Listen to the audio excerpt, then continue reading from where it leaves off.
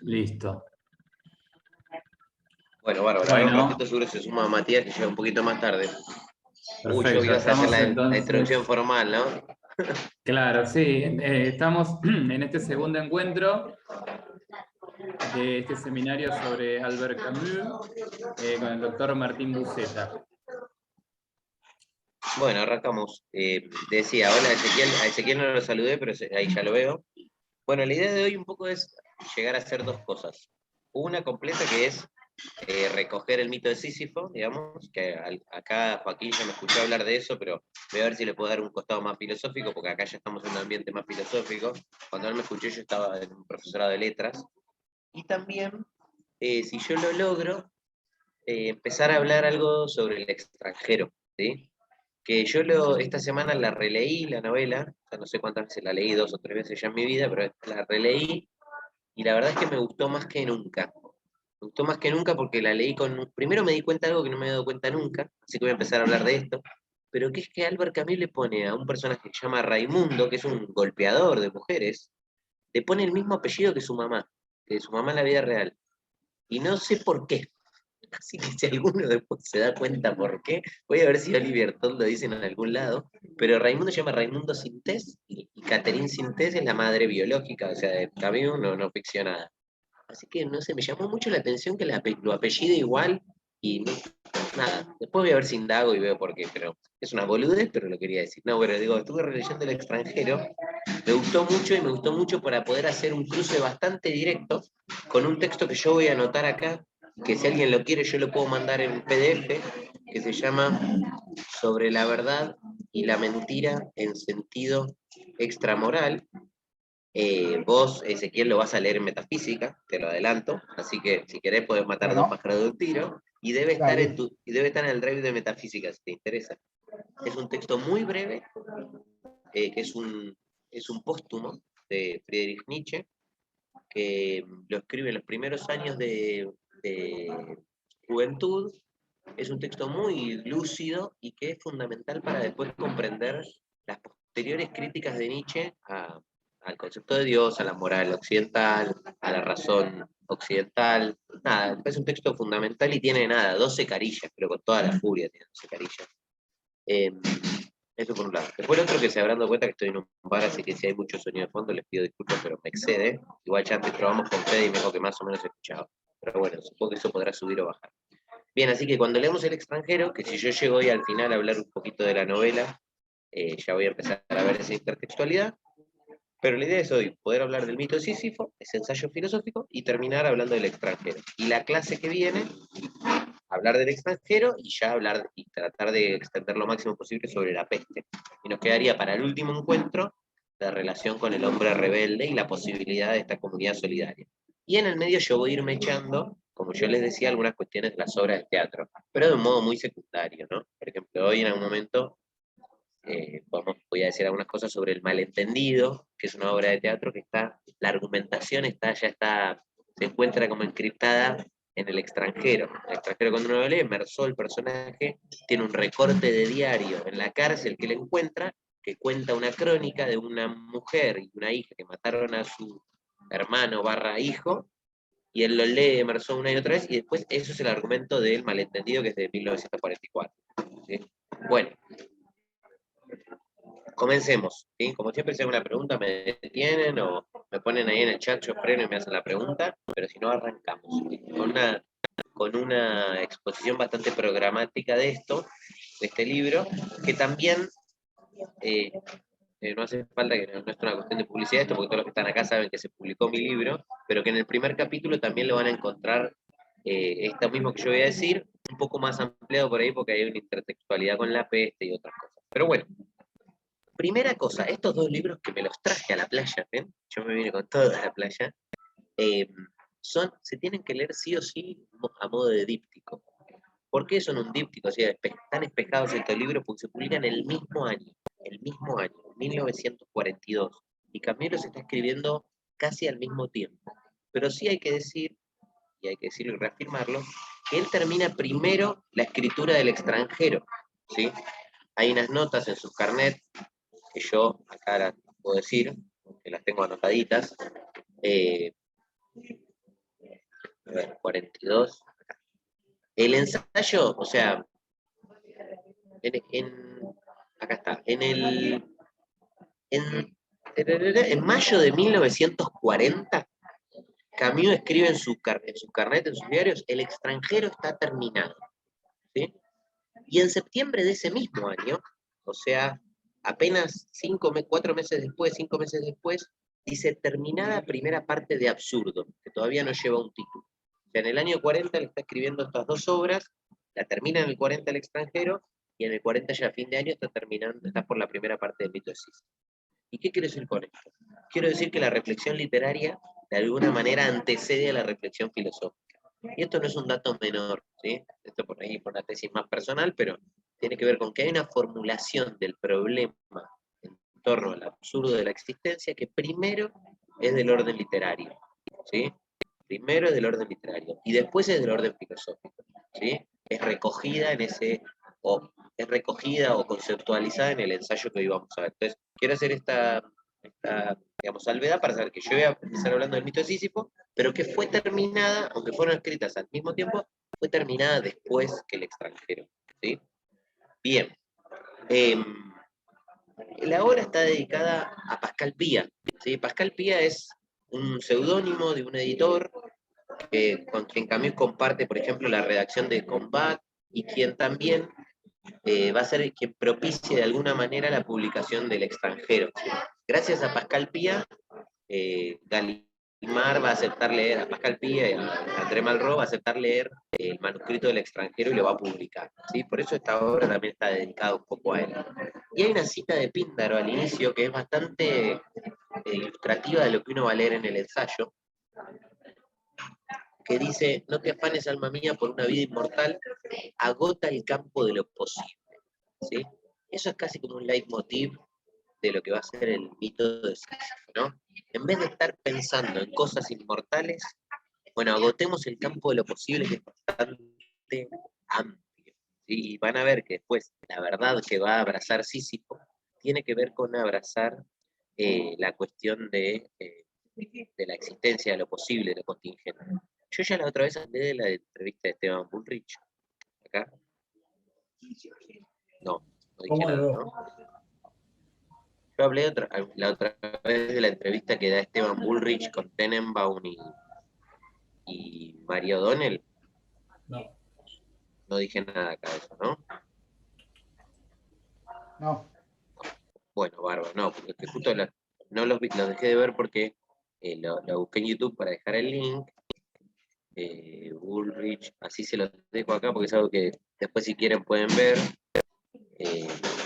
Van a ver por qué, ¿no? Yo no tengo, bueno, igual una hora, ¿no? Este link quiero compartirles. Copio acá y se los dejo en el chat. Bueno, yo ahí les estoy dejando, bueno, no es mi intención aquí hablar de política, que es algo que me interesa mucho, pero no es lo que estamos tratando acá, pero se congelaron todos. ¿Me escuchan? ¿O me congelé yo también? No, te escuchamos. Te escuchamos bien. Quedaron todos congelados y me asusté. No, se escucha. Bueno, sí. Si no, cualquiera, Pede o Joaquín, me escribe por WhatsApp si me morí y quedé hablando, avísenme por WhatsApp que lo tengo abierto y lo tengo en el teléfono. No, decía eso, que yo ahí les dejo un link a una entrevista de Esteban Bullrich, que fue ministro de Educación de la Nación durante el gobierno de Macri. Les decía que no es de mi interés hablar de política, pero me permito recomendarles esta entrevista porque justamente pertenece a un funcionario de una fuerza política con la cual no concuerdo casi nada, pues lo digo sin ningún problema, pero porque es una ilustración muy, muy clara de uno de los puntos del libro, del mito de Sísifo. O sea, Esteban Bullrich, ustedes saben, tiene una enfermedad degenerativa que se llama ELA, es una esclerosis lateral amiotrófica, que lo que va haciendo es haciendo que pierdan comunicación sus neuronas, a lo largo de todo se va perdiendo movilidades musculares. Y eso termina lamentablemente en la muerte. Puede ser más o menos rápida, se la conoce como la enfermedad de Stephen Hawking, que es la que tuvo Hawking, que vivió muchos años. La verdad que es una situación bastante terrible, ¿no? Pero es muy útil para nuestro curso, porque lo que se da cuenta Bullrich es lo que se da cuenta Camus, que es que se va a morir, como todos nosotros, pero él lo tiene enfrente. Y eso hace que él ponga en palabras muy cotidianas y cercanas, y encima en boca de un argentino, lo que el libro mismo dice, o sea, lo acertada que es la reflexión de Albert Camus, porque cuando vos saben que se está muriendo, y le pasa lo mismo, van a ver, la libertad, la pasión y la rebeldía, que son las tres cosas las conclusiones que se extraen de la advertencia o el asumir lo absurdo de la existencia. Pero la dejo ahí, yo la recomiendo un montón, dura 30 minutos, no tiene desperdicio, y está el morbo que cualquier persona siente cuando hay alguien que se está por morir y habla, digamos, porque no sé si es morbo que es, pero uno le llama mucho la atención cuando alguien que sabe que va a morir está ahí dando un testimonio. Bueno, entonces, hecha esta introducción y te he dado ese coso, entonces ahora sí vamos a hablar del libro, ¿sí? El libro tiene 4 capítulos, el ensayo. Es un ensayo filosófico, como tal tiene una escritura entonces en parte bastante libre, pero no desordenada. Es una escritura bastante coherente, que sigue un hilo, que deslinda algunos conceptos. ¿Sí? No es un tratado de filosofía, que Camus no los ha escrito, pero tiene su rigurosidad. No será el ser y la nada, digamos, como Sartre podría criticar, pero tiene su rigurosidad.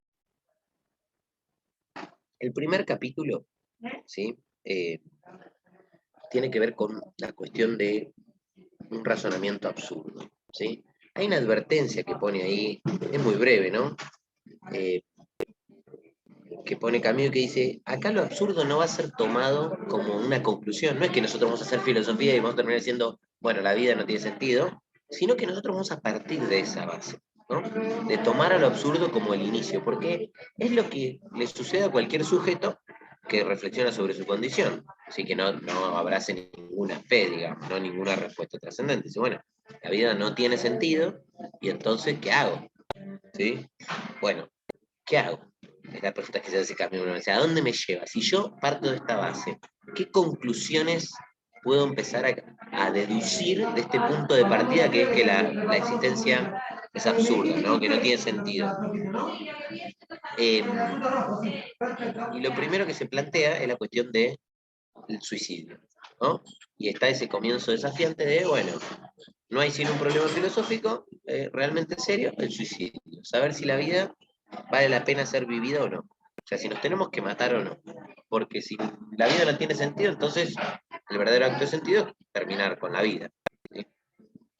Camus va a erradicar bastante rápido esa preocupación, pero lo que va a decir, y eso me hace acordar a mí a lo que haya leído un texto de Santo Tomás, parece muy parecido, ¿no? Porque la Suma Teológica, por ejemplo, de Santo Tomás presenta un problema y dice, bueno, algunos dicen y otros dicen, ¿no? Te dice, bueno, algunos dicen que Dios no existe por A, B, C, D, y otros dicen que Dios existe por A, B, C.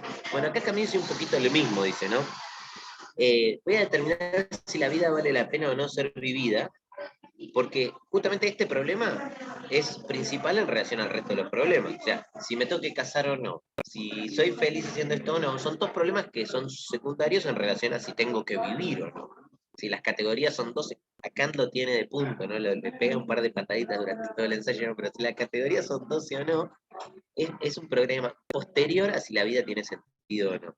Y entonces ahí dice, ¿no? Bueno, para algunos la vida parece ser algo muy valioso, ¿no? Por ejemplo, Galileo Galilei dijo que no, apuró de sus verdades, de la capa, muy convencido para conservar la vida, ¿no? Dijo, yo... Y para otros, o incluso hasta por la negativa uno podría ver, a veces la vida tiene un valor tan grande, ¿sí? Que justifica, o sea, cuando alguien da la vida por una idea, le da mucho peso a esa idea, porque consideramos que la vida es algo muy valioso. ¿Sí? Entonces Galileo dijo, no, yo me conservo la vida, que me importa si tengo que decir que la Tierra, la Tierra es el centro del universo. Pero para otros, y esos conocemos mucho, tal vez algunos conozcan ustedes algunos, la vida parece ser algo que puede despreciarse, ¿no? Porque se suicida, ¿no? Parece que la vida es algo vano de transitar, entonces deciden suicidarse, ¿sí? Y Camus ahí dice, al principio dice, bueno, parece ser que el sentido es la cuestión más apremiante de todas, es la primera, es la que hay que pensar ya, ¿sí? Me parece que eso también, y acá es una cuestión más filosófica, ¿no? Me parece que eso también tiene que ver con un signo de los tiempos. Es terrible que este ensayo se hace ya de 60, 80 años atrás, ¿no? Y sin embargo creo que hoy las todas las propuestas New Age, o todas esas cuestiones que vienen a llenar huecos, en verdad vienen a llenar huecos de que la vida no tenemos un sentido claro que atribuir. O sea, la gente sigue con esa pregunta latente, nada más que ahora tapa, niega, ¿no? A mí lo que hace es con una extrema lucidez ponerlo sobre el tapete. Ahora, yo quiero decir que esta extrema lucidez no solo se debe a que Camus es sumamente brillante, que lo es, eso nadie le quita mérito, de hecho yo tampoco me gusta, sino también se debe a un tiempo histórico. Nosotros hablamos del tiempo histórico, y Camus está viendo las aberraciones de la Segunda Guerra Mundial, ¿no? Año 40, empezó la guerra hace un año, ¿sí? El mundo se va a goma. Aparece esa frase, después Adorno va a decir qué sentido tiene hacer filosofía después de Auschwitz, diciendo, si la filosofía, la razón humana, la modernidad que nos prometía a todos, ¿no? La paz, la ausencia de la pobreza, nos llevó a esta situación, muchachos, la estamos cagando, esto no tiene sentido. Entonces, la pregunta por el sentido urge en el año 40. ¿Sí? Hoy podemos decir que se reelabora en otras situaciones, ¿no? Con el entierro de los grandes relatos y todas las situaciones que le daban sentido a nuestra vida. Bueno, ahora, hoy se reelabora, por eso digo que el texto es de una actualidad interesantísima. Yo cuando estaba publicando el libro, unos amigos académicos me decían, pero ¿qué actualidad tiene Camus y Sartre? Ya está, nadie los estudia. Y puede ser que tal vez en ambientes academicistas donde uno está leyendo lo último de lo último, pero en términos de las problemáticas de la vida generales, estos problemas son urgentes. Digamos. La gente se los plantea o no tiene respuesta y echa a mano a estas respuestas que para mí, esto después lo podemos discutir, son como, nada, querer apagar un incendio con un balde de agua, ¿no? O cae en una depresión o se refugia en propuestas modernas, contemporáneas, de modernas que son vacías, o está perdida en otras situaciones. Eso está muy visible, yo vuelvo a decir, en otro texto mucho más actual, que tiene más años todavía, que es Estética y Ética de la Personalidad Contemporánea de Soren Kierkegaard, donde Kierkegaard describe la existencia estética y le cae como un anillo al dedo a un montón de personas, puede ser que a nosotros también, que hoy nos cruzamos, ¿no? Esto de estar perdido en la inmediatez del deseo, de ir para donde sopla el viento, y de no tener un centro, ser un excéntrico, estar fuera de sí, ¿no? Bien. Entonces me parece que en términos de la presentación del problema, es muy acertada, tanto en el año 40 como hoy, ¿no?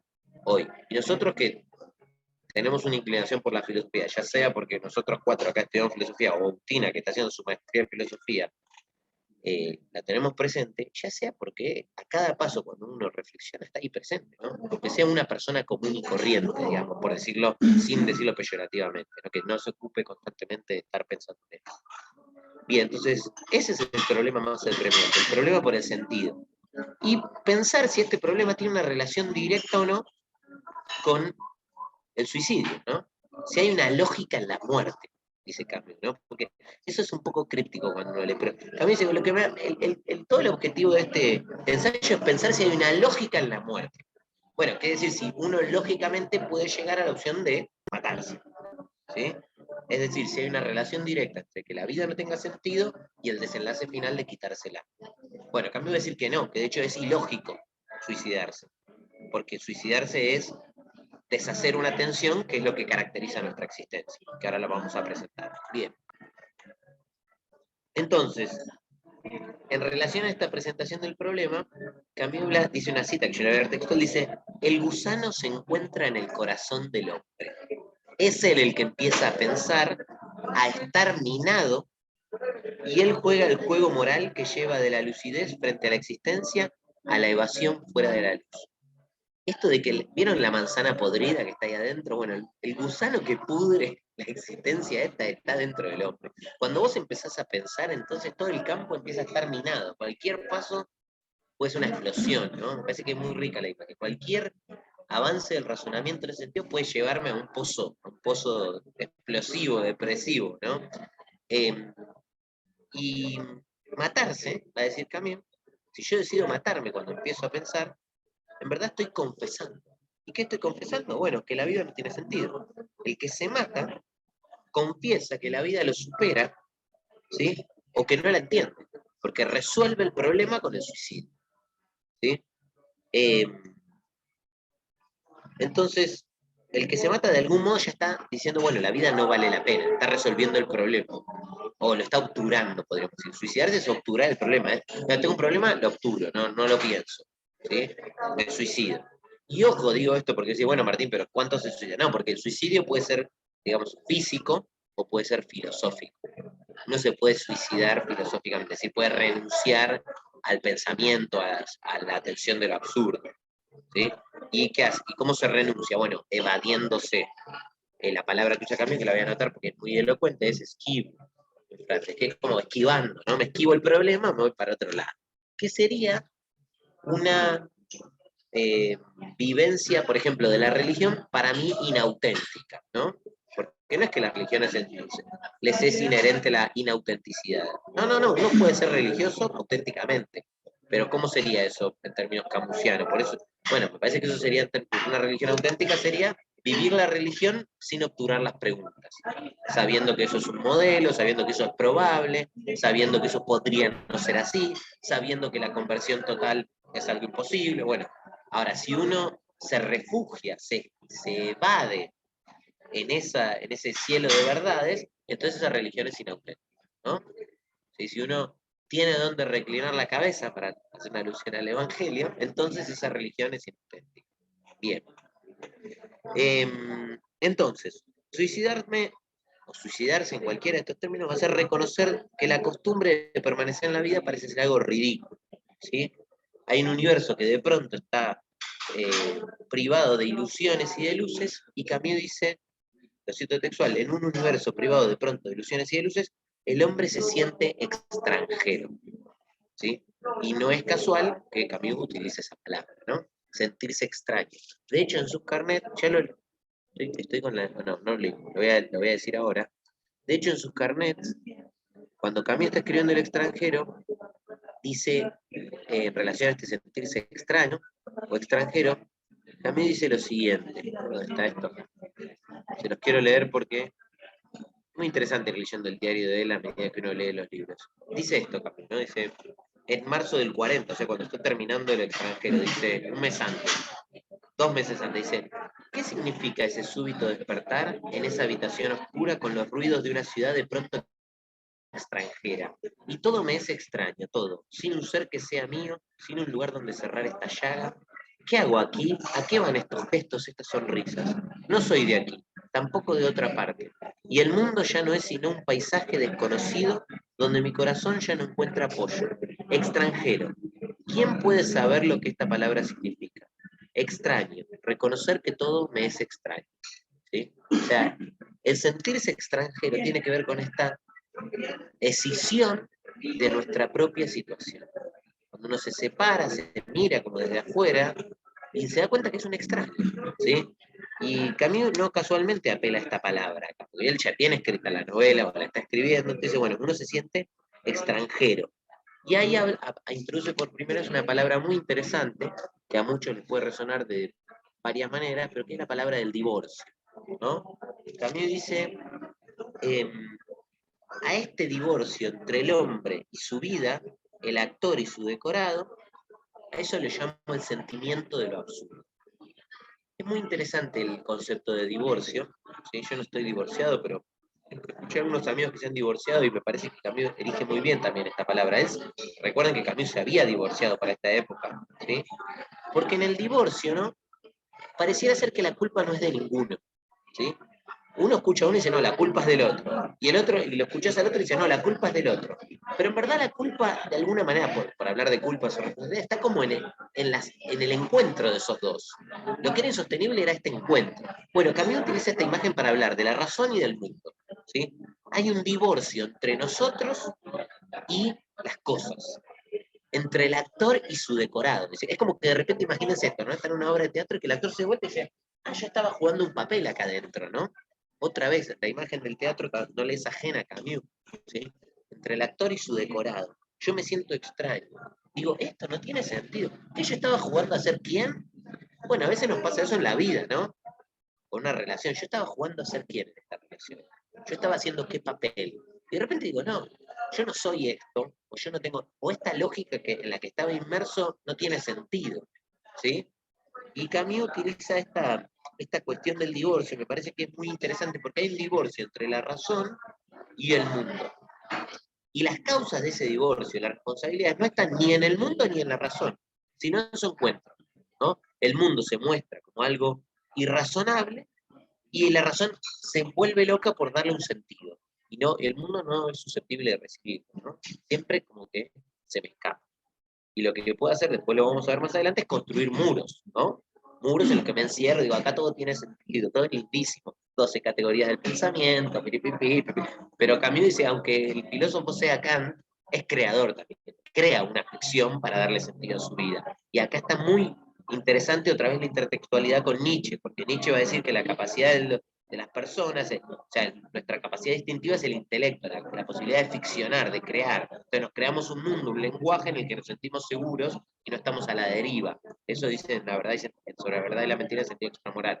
Y el Camus está jugando un poco con eso, porque Camus es un nietzscheano confeso, o sea, es un gran lector de Nietzsche. Entonces no es casual que hayan migrado estas ideas al ensayo. Bueno, entonces el tema del ensayo va a ser esta relación entre lo absurdo y el suicidio, en la medida en que el suicidio puede ser una solución para lo absurdo. Ya dijimos que no, ya claramente no, pero ahora después lo vamos a explicitar más, pero no porque lo propio de nuestra existencia es una tensión, ¿sí? Una tensión entre, ¿qué pasa? Entre la razón que me dice que el mundo no tiene sentido y el segundo elemento que va a introducir acá Camus, que él dice, es claro que existe un apego del hombre a su vida, ¿sí? Estamos apegados a nuestra vida, porque el juicio del cuerpo vale tanto como el del espíritu, y el cuerpo retrocede ante la aniquilación. Tomamos la costumbre de vivir antes de adquirir la de pensar. Estamos acostumbrados a vivir, y hay un instinto, podemos llamarlo el instinto de supervivencia. Nadie se salta de un edificio voluntariamente. El cuerpo, vieron que ante una situación uno se retrae, el cuerpo tiende a conservarse. Hay un instinto, hay un principio de lo corporal, que es el principio de la conservación, ¿sí? Uno retrocede ante la aniquilación. Y entonces acá aparece un conflicto muy interesante, que es una razón que me dice que la vida no tiene sentido y un cuerpo que quiere permanecer en la vida, ¿sí? Entonces se da esta contradicción, ¿no? Entre una vida que es absurda, el espíritu, la razón me dice la vida es absurda, y una irrefrenable tendencia a vivir empujada por mi propio cuerpo, ¿sí? Bueno, cuando se da esta contradicción, lo que aparece es esto que yo decía, la posibilidad de la evasión, ¿sí? Que es, Camus dice, la esperanza en otra vida, ¿no? En otra vida perfecta, con sentido, ¿sí? Una trampa, dice Camus, de quienes no viven para la vida en sí, sino para alguna gran idea que lo supera, ¿sí? Que la sublima, que le da un sentido y por ende traiciona esta vida, ¿sí? Porque si le da un sentido a esta vida, la está traicionando. Porque esta vida, la razón me muestra que no tiene sentido. Otra vez los motivos nietzscheanos. Si usted alguno leyó o reconoce en el Zaratustra, por ejemplo, toda la caracterización del superhombre, ¿quién es el superhombre? El que no tiene esperanzas supraterrenales, el que tiene los pies en la tierra, ¿sí? Y ya está la imagen del árbol que se asienta en la tierra, ¿no? No tiene que mirar hacia arriba, tiene que estar las raíces acá.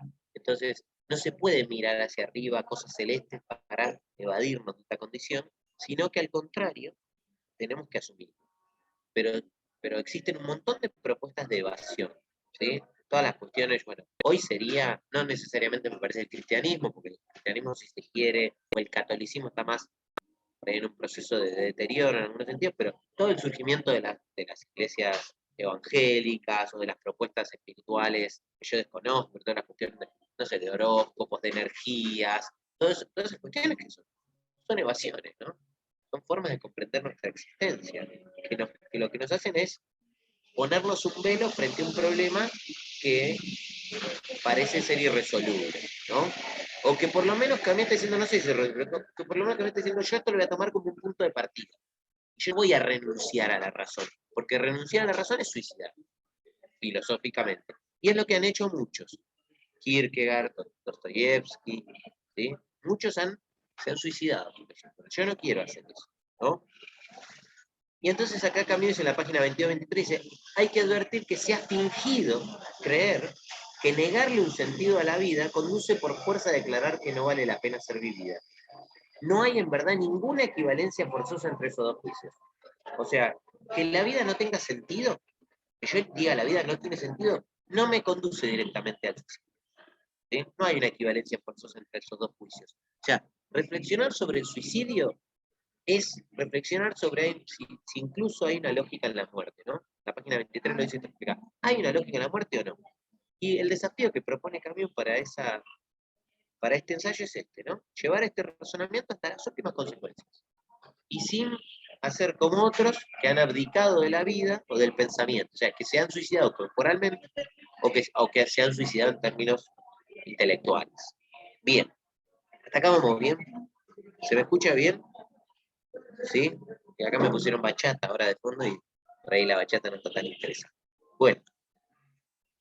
Entonces hay un segundo capítulo, ¿sí? Que se llama Los muros de lo absurdo, ¿sí? Los muros de lo absurdo, que está dentro de este primer razonamiento absurdo, ¿no? Un subcapítulo sería. Porque los capítulos son un razonamiento absurdo, el hombre absurdo, la creación absurda, el mito de sí. Ahora estamos siempre en un razonamiento absurdo. Y ahí aparece la cuestión de los muros absurdos, ¿sí? Y también empieza con una reflexión muy cotidiana. El absurdo lo puede sentir cualquier hombre, ¿sí? Suele suceder que de repente yo veo que los decorados se derrumban, y él dice, mira la rutina, ¿no? Despertar, tranvía, 4 horas de oficina o fábrica, comida, tranvía, 4 horas de trabajo, cena, sueño, lunes, martes, miércoles, jueves, bla, bla, bla. Pero un día surge el porqué. Y todo comienza con esa lasitud tenida de asombro. Comienza, eso es lo importante, ¿no? Si me salgo de la rutina y me pregunto por qué, comienzan las cosas. A veces uno está sumergido en la rutina y no hay por qué, diría la chica, no hay por qué. Pero cuando uno está sumergido y toma distancia, hay por qué. Yo no tengo 40 todavía, no sé si cuando los tenga me va a pasar, pero ¿qué es la crisis de los 40? Para mí es la gente que madura y dice, puta, mi vida no tiene sentido. O sea, creo que los filósofos la crisis de los 40 lo tenemos a los 19, ¿no? A los 25, cuando empezás a leer estas cosas. Porque a los 40, o sea, por ahí me sobreviene una crisis y le digo, muchacho, me equivoqué. Pero ¿qué otra crisis me puede sobrevivir? Ya me doy cuenta que la vida no tiene sentido, no sé qué carajo tengo que hacer. Vivo todos los días sabiendo que no sé qué va a pasar, ¿no? Un día me voy a morir y no sé, ¿no? Y abrazo la vida sabiendo que es esta contingencia. A los 40, ¿cuál sería la crisis? ¿Qué hice con mi vida? ¿No? Lo usé bien. Pero me parece que cuando comienza el por qué comienza la crisis. Esa crisis puede ser a los 40, a los 30, a los 22, ¿no? Comienza, y eso es lo importante, ver en esta crisis una posibilidad, ¿no? Una posibilidad. Yo cito, hay una frase que la cito hasta el cansancio, y por ahí ya tal vez la dije, pero por eso me repito. Cuando Descartes dice vivir sin hacer filosofía es como tener los ojos cerrados y no querer abrir. Ahora, cuando uno decide abrir los ojos, empieza a ver. Es verdad, lo que uno a veces ve no me gusta tanto, pero por lo menos veo la realidad. Y cuando veo la realidad puedo obrar sobre ella. Después pues, sí puedo ir con los ojos cerrados y vivir como sí, bueno, lo puedo hacer. Pero no sería tal vez un modo de existir que le haga honor a la condición humana. ¿Sí? Si no, no estudiaría filosofía, ¿no? Me parece que justamente estudiar filosofía tiene que ver con que comience ese razonamiento. Y cuando surge ese porqué, entonces estos muros, estos decorados, es como el actor que está caen todos los decorados y se da cuenta que está en medio de un teatro que es ficcionado. Cuando los decorados que se habían enmascarado por el hábito vuelven a ser lo que son, entonces yo siento un malestar ante esa existencia. ¿Sí? Y Camille dice, hay una imagen muy elocuente, dice, vemos la mímica de un hombre que habla por teléfono y nos preguntamos por qué vive, ¿no? ¿Por qué vive esa náusea? Usa la palabra náusea también, con un guiño a esta novela sartreana sobre el estar de más, ¿no? Sartre dice en la novela, esa sensación de tanto a Roquetín, ¿qué le pasa? Se siente de más la vida, ¿no? Como que no tiene sentido que esté ahí. Y le da náusea a los tiradores del tipo del bar, le da náusea a la raíz del árbol ese, como, ¿por qué? ¿No? ¿Y por qué? No hay un porqué, no hay un sentido. Y nuestra razón exige un sentido, exige claridad. Entonces, a mí me pasa mucho, por eso digo que es muy vital esta reflexión confuciana, porque uno ve cuando la gente, yo siempre lo digo, ¿no? Me pasa ya hace muchos años que no voy, pero bueno, por ahí Joaquín ya frecuenta más, no sé qué, en los boliches pasaba, ¿no? Yo veía a la gente que estaba, y dice, vos mirás de afuera y decís, ¿qué es esto? ¿Qué hace esta gente, entendés? ¿Qué jueguito está jugando? O sea, bueno, acá Camus lo presenta con una cuestión de estar hablando por teléfono. Bueno, ¿qué hace? O sea, ¿en qué se está gastando la vida la gente? ¿Tiene sentido eso de lo que está inmerso? Bueno, Camus dice, eso me da náusea, ¿no? Me da náusea, como que de repente jugamos, todos estamos jugando un juego que nos creemos, pero que en verdad no tiene mucho sentido. Otra vez aparece Nietzsche acá, ¿no? Nietzsche no está en contra de que existan las verdades, circulen y nos permitan vivir una existencia con sentido. Nietzsche lo que está en contra es que nos olvidemos de eso, ¿no? Cuando uno olvida que la verdad es una creación humana, entonces termina creyendo las cosas, y Nietzsche dice, bueno, nos olvidamos y nos terminamos arrodillando frente a nuestras propias creaciones, como la del concepto de Dios. Ahora, acá la cuestión de ver eso está náusea, porque es como un sinsentido, ¿no? ¿Qué juego están jugando? Entonces aparece este espesor y esta extrañeza del mundo, ¿no? Eso es lo absurdo, que el mundo me sea extraño, ¿sí? Que el mundo me sea espeso, como algo raro, sin sentido. No digo, ¿qué es esto? Y ante esa extrañeza surge lo absurdo con toda su vivacidad. Y ahí Camus dice una cosa que a mí me llama siempre mucho la atención, y le digo es, bueno, y la gente vive como si no supiera, ¿no? Que no supiera que se va a morir, ¿no? La gente va viviendo una vida, yo quiero esto, lo otro, como si no hubiera nada. Mirá que te vas a morir, me gustaría decirle a mí en algún momento. O sea, la vida no tiene, lo que vamos a ver nosotros ahora es que la muerte no tiene que agobiar la vida y consumirla. No, no, no. La muerte la va a propulsar la vida, le va a dar un sentido a la vida. Pero uno la tiene que tener presente, ¿no? Eso es muy heideggeriano, el hecho de que el Dasein sea un ser para la muerte, ¿no? La muerte como el faro que le otorga sentido a muchas actitudes, digamos, o actividades, mejor dicho, del existente. Por eso Ser y Tiempo es una obra existencialista también, ¿no? Además de antropológica y metafísica. Bien. ¿Necesitas que te ayude? No, no, bueno. Entonces, esa cuestión del espesor que aparece, y la gente vive como si no supiera que existe ese espesor. Yo lo que me pregunto a veces es, ¿en serio no lo saben? A mí me ha pasado mucho, yo siempre cuento y algo que ojalá nunca abandone, que doy clases en el secundario. Me ha pasado muchas veces de presentar estos textos en el secundario y que mis alumnos me digan, no, no me hables de eso, ¿no? No quiero saber de esto, no, no, no. Hasta este gesto, ¿no? Siempre, bueno, también yo entiendo que a los 17 te sientas inmortal, pero esto lo vas a tener que enfrentar en algún momento. Cuando yo era chico, una vez me comí un montón de caramelos, de chocolate que me traía mi hermana de Europa, y los tiré atrás de un armario, y nadie sabía realmente dónde estaban desapareciendo los chocolates.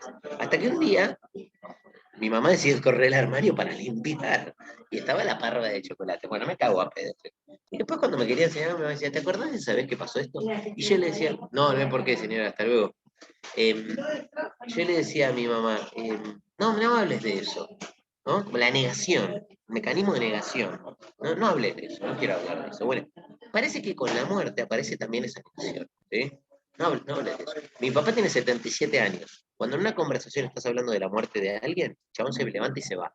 No dice nada, no te critica, pero se levanta y se va. A mí me gustaría decirle, yo no lo voy a cambiar, ¿no? Porque es mi padre, pero mirá, flaco, que tenés 77, ¿eh? O sea, en algún momento vas a tener que resolver esta cuestión. Y ahora, en vez de pensar eso, yo digo, bueno, ya le deseo una muerte rápida, para que no tenga que enfrentarse con la agonía, porque me imagino que la agonía debe ser terrible si no está eso pensado, ¿no? Yo no lo sé porque todavía no morí, ¿no? Así que, y el día que muera tampoco lo voy a poder ver para decir, pero creo, puede ser que me equivoque, que quien lleva a cabo esta reflexión a lo largo de la vida enfrenta la muerte con otras herramientas. No quiere decir que después no se cague encima, ¿no? Seguramente en el hecho de muerte, que quién sabe, ¿no? Y el miedo ante lo desconocido me parece que es algo, una de las cosas más propias de la criatura. Pero uno por lo menos ya atravesó ese miedo una y otra vez, ¿sí? Se lo hizo presente. Entonces, creo que está munido de otras herramientas para pelearle a la vida. Igual con la muerte, diría Camus, esta frase que no la leí todavía, dice, Camus en la página 114 de mi edición de Alianza, al final de todo esto, a pesar de todo esto, está la muerte. Lo sabemos que también con ella termina todo, ¿no? Como que igual, hagas lo que hagas, al final está eso. Bien, entonces decía, se advierte este espesor, eso es lo absurdo, y aparece un deseo profundo de nuestro espíritu de otorgarle familiaridad, un apetito de claridad al espíritu frente a este universo extraño. Nuestro espíritu quiere hacer familiar la cosa. De hecho, el surgimiento de la verdad de Nietzsche tiene que ver con la habitabilidad del mundo, ¿no? Con poder vivir en un mundo que sea habitable, seguro. ¿Sí? La filosofía renuncia a la búsqueda de la verdad es algo que no existe. Lo que hacemos es construir consensos para poder existir, al menos en un ambiente de determinada seguridad, porque el caos es un problema para la existencia. Entonces, nosotros no podríamos vivir todos los días, yo tampoco, ¿no? Que atravesé este texto muchas veces y que yo no puedo vivir todos los días pensando en mi vida que la vida no tiene sentido, porque me cago, me pego un tiro en el... O sea, no aguanto más, un día te deprimiste, uno dice, no, uno busca ciertos parámetros para una existencia más o menos segura, ¿sí? ¿Por qué? Porque el espíritu desea claridad, hay un apetito de claridad. Yo quiero hacer de este mundo un mundo habitable, ¿sí? Para un hombre el mundo tiene que ser reducido, el hombre intenta reducirlo a lo humano, marcarlo con su sello, dice Camus, ¿no? Ahora, una verdadera ciencia, una ciencia real, tendría que limitarse a decir, ahí hay algo, el resto es una construcción humana, ¿no? Y esto tiene mucho que ver, ya para mí es una nota al pie, con la crítica nietzscheana al concepto de verdad, ¿sí? Hay una ansia irrefrenable del humano por asimilar lo ajeno mediante la conceptualización. Nietzsche va a hablar de una necrópolis, ¿no? Una ciudad de muertos, que es la ciudad de los conceptos, ¿no? Los conceptos que son creaciones humanas que me permiten catalogar eso que está ahí, que no sé qué es. Y da el ejemplo Nietzsche, porque, o sea, yo los invito a leerlo ese texto, después se lo mando a Fede para que lo mande, pero Nietzsche va a dar el ejemplo del mamífero, ¿no? O del camello, ¿no? Es un camello, un mamífero. Dice, bueno, uno dice, bueno, un mamífero es tal cosa, ¿no? Un animal que nace así para papá. Y después ve un camello y dice, eso es un mamífero. Y dice, ¿qué estás haciendo? Estás yendo a buscar atrás del arbusto lo que vos escondiste antes, ¿no? O sea, la metáfora de ir a buscar lo que yo ya escondí. Ah, mirá lo que encontré atrás del arbusto. No, no encontraste nada. Bueno, Nietzsche dice que los conceptos son eso. Son cosas, los conceptos son significaciones que utilizamos para igualar lo no igual. Erradicamos las diferencias y formamos un concepto. Ahora Nietzsche dice, lo que la experiencia nos muestra es que las cosas son no iguales, son individuales. Entonces, conceptualizar, pensar es olvidar diferencias, ¿no? Pensar es erradicar, es alejarse de la realidad, ¿sí? Y la realidad que nos muestra es que hay cosas ahí. Toda ciencia, como dice Camus y como diría Nietzsche, es juzgar que algo está ahí y que el resto es una construcción humana, ¿sí? Un hombre honrado, va a decir Camus, se muere de risa con la razón universal, ¿sí? Ese determinismo de categorías que todo lo explican, ¿sí? Eso que es una risa, ¿no? Ah, sí, mira, no me digas, ah, esto a qué parte, a qué región de las 12 categorías del entendimiento pertenece, eso es una risa, ¿sí? Si uno tiene cierta sensatez, es una risa. La verdad profunda del espíritu, dice Camus, es que estamos encadenados. Es interesante la cuestión del encadenamiento, porque si leyeron el existencialismo es un humanismo, está la cuestión de la condena, ¿no? Estar condenado a ser libre, dice Sartre, estar condenado a existir, ¿no? Uno no elige existir. Estar encadenado, va a decir que a mí esta existencia que no tiene mucho sentido, no la elegí, ¿sí? Como uno no elige la pena. Ahí es donde se da verdaderamente lo absurdo. Y lo cito textual. La confrontación de esa irracionalidad, el mundo, con el deseo profundo de claridad, cuya llamada resuena en lo más hondo del hombre. Lo absurdo nace de esta confrontación entre el llamamiento humano y el silencio irrazonable del mundo. Yo quiero dar sentido, quiero claridad, y el mundo permanece en silencio. No me despide una palabra, no dice nada que yo pueda comprender. ¿Sí? Bueno, ¿qué hacen algunos con eso? Se suicidan, filosóficamente, ¿no? Se suicidan. Dicen, bueno, no, yo me equivoqué, sí, hay algo incomprensible. Y lo racional es entender que hay algo que es incomprensible. Frente a este absurdo, frente a este divorcio del absurdo, que no está ni en el hombre ni en el mundo, sino en esta confrontación conjunta, el problema es, bueno, ver cómo se sale de eso, o cómo se supera en el buen sentido. Y ahí hay alusiones que yo no me voy a meter mucho, ¿no? Pero está una alusión a Chestov, está una alusión a Kierkegaard, ¿sí? Kierkegaard, por ejemplo, para Camus es un representante de la razón humillada, ¿no? Y realiza plenamente lo que Camus llama el suicidio filosófico, que consiste justamente en un pensamiento que se niega a sí mismo y tiende a superarse en lo que constituye su negación. El salto, cuando lean Temor y, si alguno leyó, cuando lean Temor y Temblor, es interesantísimo. Estética y ética, y después Temor y Temblor, uno leería. Temor y Temblor, que es una frase, es un título que se toma de una carta de Santiago, ¿no? O sea, que hay Santiago, en la carta de Santiago, en no sé qué comunidad, dice, no, carta de Santiago se llama, dice, la fe es temor y temblor. Así se define la fe en la carta de Santiago. Y Kierkegaard decide darle ese título a su libro, porque temor y temblor es la ausencia de cualquier fundamento, ¿no? Cuando Abraham empieza ese libro con unas variaciones sobre la historia de Abraham, que Dios le pide que sacrifique a Isaac, ¿no? Primero hay una peripecia para que Abraham tenga un hijo, ¿no? No puede tener hijo, lo termina teniendo con Sara. Cuando logra tener, con la criada, cuando logra tener el hijo, dice, bueno, ahora quiero que me lo otorgues en sacrificio. Ah, sos un hijo de puta. Bueno, porque quiero probar cómo es. Bueno, entonces va Abraham y va caminando a ofrecer el sacrificio a Isaac, y encima, y es muy interesante porque Kierkegaard va haciendo como las variaciones, ¿no? Sino, y papá, ¿quién va a proveer? ¿Y qué vamos a sacrificar? No, Dios proveerá, le dice Abraham. No iba con toda esa tensión de tener que matar a su hijo, que es justamente ir en contra de la ley moral, ¿no? O la única ley, ¿cómo voy a matar a mi hijo? Bueno, y Abraham llega, al final Dios no le pide el sacrificio de su hijo, le hace aparecer el cordero, digamos, y Abraham interpreta que no había que matarlo, que yo solo quería probar, ¿sí? Bueno, pero ¿qué es Abraham? Es el hombre de fe, el héroe de la fe, el caballero de la fe lo llamaba Kierkegaard, si no me falla la memoria. ¿Y por qué es un caballero de la fe? Porque abdica de la razón para hundirse en la creencia en la fe en Dios. Por eso Kierkegaard habla de un salto y no de un paso. En el paso yo tengo un pie sobre la firmeza anterior, y cuando apoyo el otro pie, entonces levanto el anterior. En el salto no, yo desprendo los dos pies. Es un salto al vacío. Bueno, Abraham es recompensado por Dios por eso, ¿no? Con esa descendencia que es más grande que las estrellas. Pero ahí Camilo lo que ve es una abdicación. Es abdicar a la razón, es humillar a la razón, ¿sí? Y Kierkegaard entonces lo que hace es solucionar esa tensión ante la que vive la razón humana, que es la racionalidad del mundo, ¿sí? Y lo que hace de alguna manera es eludir la lucha, incorporar lo absurdo, y en esta comunión hace desaparecer el carácter esencial de lo absurdo, que es oposición, desgarramiento, divorcio. O sea, elimina el problema, se suicida filosóficamente, ¿no?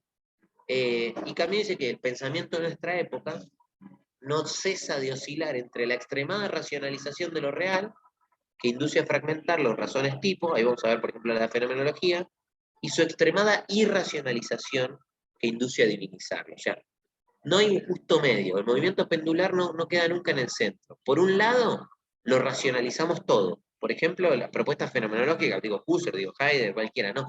Todo lo reduzco a un fragmento, lo desmenuzo, lo explico, lo describo, todo. Y por otro lado, la divinización del mundo, ¿no? Todo tiene un sentido que desconozco, un interior, Dios, bueno, no, ni lo uno ni lo otro, ¿no? Ese movimiento pendular tiene que quedar en el centro. El espíritu absurdo, dice, tiene menos suerte ese cambio, ¿no? Porque el mundo para él no es ni tan racional ni tan irracional, ¿sí? Es irrazonable. O sea, no es ni tan racional ni tan irracional. El mundo es algo irrazonable, no lo puedo razonar, y nada más que eso, ¿sí? Y el verdadero desafío es vivir en esa tensión, ¿sí? Bien, voy a leer esta cita. Qué lento que estoy yendo, por favor. Me estoy deteniendo un montón de como... Pero bueno, está bueno porque también acá, como el público es más filosófico, permite ir yendo un poco más a la tradición. Total, ¿quién nos apunta? A mí dice esto, ¿no? Dice, mi razonamiento quiere ser fiel a la evidencia que lo ha despertado. Esa evidencia es lo absurdo, es el divorcio entre el espíritu que desea y el mundo que decepciona. Mi nostalgia de unidad. No puede tratarse de disfrazar la evidencia, de suprimir lo absurdo negando uno de los términos de su ecuación. Es preciso saber si se puede vivir de él o si la lógica ordena que se muera de él. No me interesa el suicidio filosófico, sino el suicidio a secas, ¿sí? Yo tengo que proseguir con este razonamiento que ha despertado esta advertencia. Ahí en ese apartado yo no lo voy a decir, pero hay un montón hay alusiones a Heidegger, a Jasper, a Chestov, a Kierkegaard, a Husserl, ¿sí? que de alguna manera proclaman que nada es claro y que todo es un caos, y que en verdad lo que hacemos después es construir muros, ¿no? Muros en los que, fortalezas en las que nos sentimos seguros, nos alejan del mundo. A mí me hace acordar mucho a la cuestión del surgimiento de las escuelas monásticas en los primeros, del siglo XI, XII, XIII. ¿Qué eran las escuelas monásticas? Eran fronteras con el mundo, ¿no? Donde había un pensamiento que proliferaba, ¿no? Y en largas y largas reflexiones y disputas, y el mundo era otra cosa, ¿no? Pero uno estaba dentro de esa fortaleza. Bueno, los muros de lo absurdo sería como construirme muros de entendimiento en los que yo no me doy cuenta que la verdad es que no, ¿no? ¿Quiere decir algo de acá de la cuestión de...? No, pero bien. Bueno, vamos a parar 2 minutos acá, porque justo acá hay un quiebre en el texto también, porque cuando uno advierte lo absurdo y lo deja hacer, aparecen 3 consecuencias que son las que aparecen en la entrevista de Bullrich, que son la rebelión, la libertad y la pasión. Pero son las 7. 7:05, 7:06, yo prendo la cámara de nuevo y arrancamos, ¿sí? ¿De vuelta? Perfecto. Buenísimo. Bárbaro.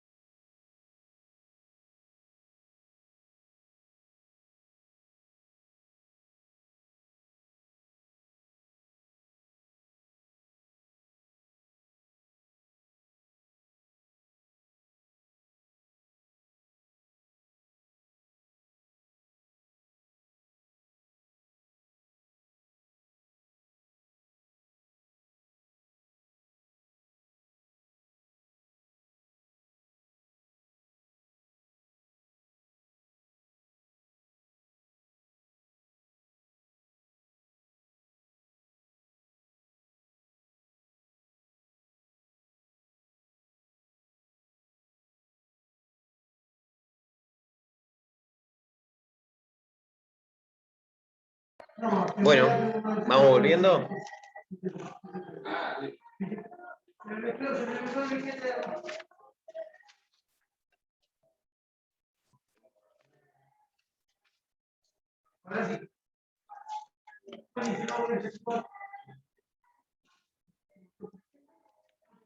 Ezequiel, ¿cómo estás para el parcial del viernes?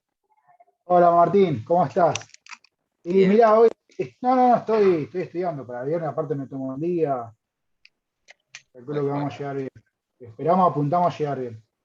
Me perdí los últimos 3 minutitos de los tuyos recién porque me entró un llamado del laburo, así que, pero bueno, No te preocupes.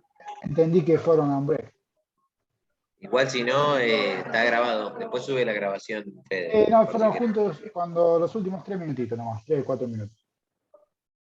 Y bueno, para el viernes vamos, nerviosos, pero vamos. No te puedo decir nada para el viernes. No, tampoco pretendo, hablo porque me sacaste el tema, ojo, si no, no te iba a No, decir obvio. nada. Igual si leíste los textos, está todo ahí, digamos. Bien, bien, sí, es la idea, así que vamos para allá. Bueno, vamos a empezar. A ver si acá aparece Fede. Mientras, Fede debe estar acá calentando el agua del mate. Voy a anotar acá mientras hago en el chat. Sí, ahí viene Joaquín. La libertad como la pasión, la rebeldía. Bueno, cuando se cambió a decir ahí en el ensayo que la advertencia de lo absurdo, todo esto estamos en el primer capítulo, ¿no? Pasa que después el otro capítulo, el segundo y el tercero son parte de un mismo núcleo. Pero la advertencia de lo absurdo desencadena 3 consecuencias, ¿no? La rebelión, la libertad y la pasión. Todos temas muy interesantes. El de la rebelión obviamente va a ser mucho más desarrollado en adelante, ¿no? En el famoso ciclo de la rebelión, pero cuando no puedo conciliar esa tensión entre mi apetito de absoluto y de unidad y la irreductibilidad del mundo, ¿sí? A un principio racional, digamos, la conciencia me opone a todo ese mundo, hay una fractura entre él y mi espíritu, y entonces ahí Camus dice que se plantea una pregunta muy interesante, que es, ¿vamos a morir? ¿A escapar a través del salto? ¿A reconstruir una casa de ideas y formas a nuestra medida? ¿O por el contrario vamos a mantener la apuesta desgarradora y maravillosa de lo absurdo? ¿No? Hay que tomar una decisión. Me voy a evadir, voy a morir, entre comillas, a dar un salto, a reconstruir una casa de ideas, o voy a apostar por eso que es desgarrador y maravilloso. Y entonces Camus dice que se trata de vivir sin apelación, ¿no? De vivir con lo que se sabe. Vivir sabiendo que existe esa tensión, ¿sí? Que hay que mantener lo absurdo. Y vivir es hacer que viva lo absurdo, dice Camus, ¿no? Es una posición filosófica coherente, implica una rebelión constante con mi condición individual, ¿no? Un hombre que constantemente está en perpetuo enfrentamiento con su propia oscuridad, ¿sí? La exigencia de una imposible transparencia. Eso, yo voy a hacer el link con Bullrich para que después si lo vean, pero Bullrich me dice, yo me voy a morir, y me molesta eso. No es que lo solucione, eso me molesta, no quiero morirme. Y me da bronca tener que morirme. Él dice, lo primero que yo sentí cuando me enteré de esta enfermedad es un gran enojo. Yo estaba enojado con la situación de que me iba a morir. Me revelaba esa situación, ¿no? Es un constante enfrentamiento con esa condición individual del sinsentido. ¿Sí? Es tener que enfrentarme con mi propia oscuridad y con esa exigencia de transparencia que tengo. ¿Sí? Pero justamente, sostener esa tensión me aleja del suicidio. Me hace sostenerla. ¿Sí? Me hace sostener este enojo, esta rebelión con lo oscuro que hay en mí. ¿Sí? Y la existencia absurda va a suponer de un modo un consentimiento que es exactamente lo contrario del suicidio. Hay que asentir, hay que decir, esto es mi vida, esta contradicción es la existencia humana. ¿Sí? El suicidio es un salto, es una resolución, es una obturación del problema, es eliminar la tensión. ¿Sí? Las doctrinas que todo lo explican y al mismo tiempo me descargan del peso de mi propia vida, eliminan la tensión, ¿no? ¿Sí? Antes de descubrir lo absurdo, el hombre va a actuar como si todo tuviera un sentido, ¿no? Tiene metas, afán de futuro, ¿sí? Cuando descubre lo absurdo, todo se derrumba. La muerte está ahí como la única realidad, ¿sí? y me revela eso. Pero ahí aparece una primera sabiduría, ¿no? No hay mañana, dice. Después ver que él habla de la creación sin mañana. Cuando la muerte te dice, no hay mañana en el sentido de no hay un después. Y ahí se descubre, ese saber que no hay mañana es un principio de liberación, ¿no? Es una independencia con plazo. No se extiende, o sea, no extiende un cheque sobre la eternidad. Me dice, la imagen es perfecta, la libertad del condenado a muerte, ¿no? El que se le abren las puertas de la prisión y experimenta ese desinterés por todo, salvo por la llama pura de la vida. ¿No? Es como que vos vas a morir, tenés este día, ¿qué haces? Voy, le doy, no sé, un abrazo a mi vieja, juego un partido de fútbol, me como un asado. Todo ese día que tengo, yo elijo libremente, con total lucidez, en lo que me quiero gastar esta existencia. Y la abrazo con pasión. La quiero vivir, la quiero exprimir lo más que puedo. Ahí, para volver a la alusión, ¿no? De la entrevista de Burri. Burri va a decir, yo antes veía una película con mi hija y tenía el celular en la mano, no sé qué dice. Yo ahora me siento a ver Frozen 2 y veo Frozen 2 y elijo ver Frozen 2 con mi hija. Pasar ese momento con ella, ¿no? La libertad del condenado a muerte. Elige lo que... Y ahora quiero hacer política y quiero elegir qué cosas hago, en qué invierto el tiempo, ¿no? Entonces es un principio de liberación esta sentencia de muerte. Y esto está muy ligado con el extranjero, ¿no? El extranjero para mí es una fase en la que uno advierte lo absurdo, pero cuando el extranjero se da cuenta que va a morir, que lo condenan a muerte, él se da cuenta que quiere hacer algo, quiere que vaya mucha gente a su ejecución, ¿no? Y quiere estar feliz en esa ejecución, quiere dar un mensaje, ¿no? Yo sé lo que estoy asumiendo, yo sé lo que está pasando. Esa novela se iba a llamar La muerte feliz primero, ¿no?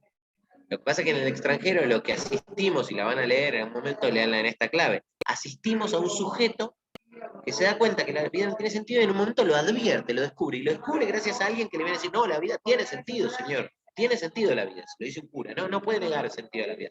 No, ¿qué me está diciendo? Y él desea estar con María, ¿no? Algo que elige, el amor o la pasión que tiene por esa mujer, ¿no? Para mí la única realidad en estos muros era María, lo que me conectaba con esa existencia. Bueno, entonces, cuando yo sé que voy a morir, hay un principio de liberación, ¿no? Que tiene un plazo, pero es un principio de liberación al fin. Y la muerte y lo absurdo, dice Camus, son los únicos principios de una libertad razonable, la que un corazón humano puede sentir y vivir. Saber que la vida es absurda y que voy a morir me da una libertad. Y eso ya es empezar a sacar agua de las piedras, ¿no? Empezar a advertir que hay algo positivo, ¿no? No es que, ay, la vida no tiene sentido, un emo, no me digas esto, no, hay algo positivo allí, ¿sí? Yo digo que esto lo he llevado a mi experiencia personal, esto es muy íntimo, pero lo voy a decir, no tan normal, pero cuando yo a la noche le voy a leer un cuento a mis hijas, yo disfruto un montón ese momento, y tengo un montón de otras cosas para leer para decir, pero no, yo quiero esto, yo lo estoy eligiendo esto, yo elijo este momento y lo quiero vivir, y dentro de mi existencia, en la que sé que voy a morir, hay tiempo que se lo quiero dedicar a esta cosa, ¿sí? No vivo como si no supiera, como si el tiempo fuera ilimitado, por ejemplo, ¿no? No, vivo sabiendo que voy a morir, y una de las cosas que elijo hacer es esto. Por eso es muy interesante la cuestión del tiempo, ¿no? El tiempo se mide en vida, o la vida se mide en tiempo, viceversa. Cuando uno elige dedicar su vida, por ejemplo, a este curso, ¿no? Somos 5 acá, uno que lo va a escuchar después. Son 5 personas que dijeron, yo voy a destinar tiempo de mi vida para escuchar a este pibe, ¿no? Qué peso, ¿no? Qué carga. Bueno, Fede que se lo está fumando y lo organizó. Digo. Entonces, hay una decisión sobre el tiempo que cobra un peso muy específico por saber que está la muerte, ¿no? La muerte como lo que le da sentido a nuestros actos. Y los carga de un peso muy específico, ¿no? Bien. Y por último, ya hablé de la rebelión, de la libertad, y la pasión, esto lo estoy diciendo ahora, ¿no? La pasión por lo que uno elige hacer. Como sé que el tiempo es limitado, ahí Burri va a decir, bueno, yo ahora lo que hago, lo que elijo, lo abrazo. Y lo que escribo, quiero hacer esto. O sea, uno es un apasionado por eso que tiene, que sabe que se le va de las manos, pero lo tiene un ratito ahí. Bien. Y entonces miren lo que dice acá. Dice, si me convenzo de que esta vida no tiene otra faz que la de lo absurdo, si siento que todo su equilibrio radica en la perpetua oposición entre mi rebelión consciente y la oscuridad en que la vida se debate, si admito que mi libertad solo tiene sentido con relación a un destino limitado, entonces debo reconocer que lo que importa no es vivir lo mejor posible, sino vivir lo más posible. No tengo que preguntarme si eso es vulgar o descorazonador, elegante o lamentable. Quedan descartados de aquí una vez por todas los juicios de valor en beneficio de los juicios de hecho. ¿Sí? Hay que hacer cosas. ¿Sí? Se trata entonces de abrazar la vida y de vivir lo más posible. Pero vivir lo más posible es sentir la propia vida, la rebelión, la libertad, lo más posible. Y acá Camilo nos va a dar, bueno, uno podría contar cómo se vive así, ¿no, Camilo? Y nos da modelos, y esos son el capítulo 2 y el 3. Los modelos del hombre, los dibujos del hombre absurdo. Ahí hay 4. Yo los voy a decir bastante rápido, ¿no? Pueden detenerse ahí con más tiempo. El don Juanismo, el don Juan, que es una figura muy, muy controversial. La comedia, el artista, ¿sí? El conquistador, que para mí está Meursault ahí, después lo vamos a hablar. Y la filosofía, y el creador sin mañana. ¿Sí? A eso le di un capítulo entero que se llama, si no me equivoco, la creación sin mañana. La creación absurda se llama, perdón. Donde habla de filosofía y novela y habla de la creación sin mañana. Bien. Entonces, estos modelos del hombre absurdo, ¿por qué los da Camus? Dice, bueno, hay un sujeto que se da cuenta como Goethe que mi campo es el tiempo, esto es lo que yo tengo, ¿no? Y asumo mis propios límites. Y cuando uno asume sus propios límites, con pesar, ¿no? También dice que la muerte de Dios no es un grito de gozo, es un grito terrible, de una amarga constatación. Que Dios esté muerto, que no le dé un sentido a la existencia humana, en términos filosóficos, otra vez el tema nietzscheano, es algo amargo, no es una felicidad. No, no, es decir, bueno, ¿y ahora qué hacemos? Nosotros tenemos que otorgarle un sentido a esta vida, ¿no? Estos dibujos que nos va a dar Camus no tiene que ver con una mejoría, ¿no? Es decir, estas sí se hacen las cosas bien, sino justamente con una cuestión de consecuencia, ¿no? Esto es ser consecuente. Si yo advertí que la vida no tiene sentido, hay que vivir lo más posible, entonces hay que vivir de estas maneras, de estas determinadas maneras. Son sabios, dice Camus, porque viven de lo que tienen sin especular sobre lo que no tienen, ¿no? Sobre ese mundo que vendría después. Bueno, el primero es controversial, después si quieren lo discutimos, pero es el don Juanismo, ¿no? La figura del don Juan ha sido muy criticada a lo largo de la filosofía. Kierkegaard, por ejemplo, dice que el don Juan es modelo de la existencia estética, ¿no? Porque está perdido en los rostros, que andan por ahí. Camilo dice, no, que el don Juan que sabe que va a morir, digamos, el tiempo es limitado, dice, recorre, almacena y quema esos rostros cálidos o maravillados. Su ética es la de la cantidad, no la de la calidad. Don Juan sabe y no espera. Eso es el genio, ¿no? Dice, la inteligencia que conoce sus fronteras, hasta aquella misma de la muerte física, y en la boca de cada mujer encuentra el sabor amargo y reconfortante de la ciencia única. ¿Sí? Burlarse de don Juan a Camilo le parece una pavada, ¿no? Dice, el don Juan es consciente, ¿sí? Don Juan es consciente de la vejez y de lo que esta presagia no le es una sorpresa, entonces decide vivir lo más que puede, vivir múltiples experiencias, llenar su vida de experiencias. Yo no me voy a meter en la controversia acá de una cuestión moralista, ¿no? Porque Kierkegaard va a denostar esta figura, es una figura muy, muy, muy complicada. Yo creo que acá incluso uno podría, si se quiere meter a hacer algo que yo no suelo hacer con los textos, pero una cuestión psicológica de una reivindicación de su propia acción de vida, ¿no? Ya dije que a mí era muy mujeriego, pero sin embargo cuestiona eso a veces, ¿no? Porque dice, bueno, estuve con 1000 minas y siento vacío, ¿no? Pero bueno, habría que ver. Yo no voy a reivindicar nada, no es el modelo del primero, no es el que más me interesa. El segundo sí es muy interesante porque habla del actor o de la actriz, ¿no? El actor que hace vive 1000 vidas en una. El actor puede vivir 1000 vidas. Es Segismundo, es Yago, es Alceste, es Gloucester, es Pedra, es cualquiera. Las vive esas vidas en las tablas, ¿no? Reina en lo perecedero, dice Camilo. ¿Sí? De todas las glorias, la menos falaz es la que se vive. Y el actor vive 1000 vidas. Dice, esta cita es hermosa, dice, el actor dispone de 3 horas para hacer Yago, o Alceste, Pedra o Gloucester. En ese breve transcurso, los hace nacer y morir en 50 metros cuadrados de tablas. Nunca lo absurdo ha sido ilustrado tan bien ni tanto tiempo. ¿Qué síntesis más reveladora desear que esas vidas maravillosas, esos destinos únicos, completos que se cruzan y rematan entre unas paredes y durante unas horas? Fuera del escenario, Segismundo ya no es nada. 2 horas después lo vemos cenando en un restaurante. Quizás entonces sea cuando la vida es sueño, ¿no? Cuando el chabón dejó de vivir estos miles de papeles, esas 1000 vidas. El actor contiene en sí múltiples almas, dice Camus, ¿no? Es la contradicción misma de un individuo que quiere conseguirlo todo y vivirlo todo, ¿sí? La herética multiplicación de las almas, por eso es castigado por la iglesia, ¿no? Fue castigado en algún momento por la iglesia. Se precipita ante todas las intemperancias de la vida, se lo quiere vivir todo. Otra forma de apasionadamente abrazar todo lo que... Pero a mí los que me importan son estos últimos dos, ¿no? Por eso los pasé bastante rápido. El del conquistador, la conquista, la actitud de la conquista, y el del creador sin mañana, o de la creación absurda. Camus habla del conquistador, y yo siempre digo es el conquistador del individuo, ¿no? No el conquistador como, no sé, Alejandro Magno. Camus dice, entre la historia y lo eterno elegí la historia porque me gustan las certezas. Conquisto mi propia situación, me apropio de esto que soy, ¿sí? Y hay una cita muy linda y dice, ¿están Dios o el tiempo, la cruz o la espada? ¿El mundo tiene un sentido más elevado que sobrepasa sus agitaciones? ¿O nada es cierto, salvo esas agitaciones? Hay que vivir con el tiempo y morir con él, o sustraerse a él para una vida más grande. Si elijo la acción, no creas que la contemplación es para mí una tierra desconocida, mas no puede dármelo todo, y privado de lo eterno quiero aliarme con el tiempo. La existencia parece que son estas agitaciones y nada más, para Camus, ¿no? Aunque humillada, dice Camus, la patria, la carne es mi única certeza, solo puedo vivir de ella, de esta carne que soy, de esta existencia en la que estoy. La criatura es mi patria, ¿sí?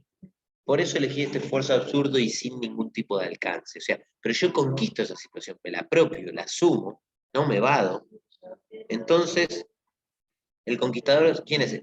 ¿Qué sabe? Sabe que es una criatura mutilada, ¿sí? Pero también en esta criatura encuentra los únicos valores que ama y admira, ¿sí? El hombre y su silencio, ¿no? Eso es lo que tenemos.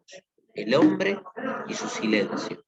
Es a la vez su indigencia y su riqueza. No sé nada, pero esto es lo que tengo, ¿no? Hay que hacerse cargo del esto. Y esto no es menor, ¿no? Es la vida misma, ¿no? Es la vida, es el valor que va a descubrir Camus al final del mito de Sísifo. La vida tiene un valor y yo lo abrazo, ¿sí? Y lo alcanzo racionalmente. No es porque se me ocurrió decir que la vida es un valor. No, no. Yo te muestro que esto es lo que tenemos, es la única certeza que tenemos, ¿sí?